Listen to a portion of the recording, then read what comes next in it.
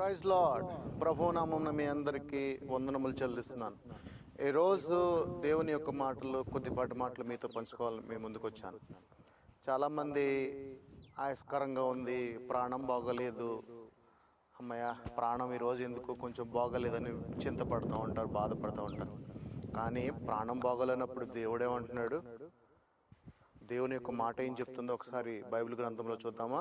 కీర్తనల గ్రంథము 23 అధ్యాయము 3వ వచనము. నీ ప్రాణమునకు నేను సేద తీరుస్తానంటున్నాడు. నా నామమును బట్టి నీ నీతి మార్గంలో నడిపిస్తానంటున్నాడు. అంటే నీ ప్రాణం బాగలేనప్పుడు కూడా నిన్ను సేద తీర్చి నీకు ఆరోగ్యం ఇస్తానంటున్నాడు. 4 సామెతలు 20లో ఏం చెప్తున్నాడు? నా వాక్యమును నువ్వు భద్రపరుచుకో, ఆ వాక్యము నీకు ఆరోగ్యం ఇస్తుంది అంటున్నాడు. సో ఈ విధంగా దేవుని యొక్క వాక్యమును ఎప్పుడు కూడా మీ హృదయంలో భద్రపరుచుకోండి. దీవించు.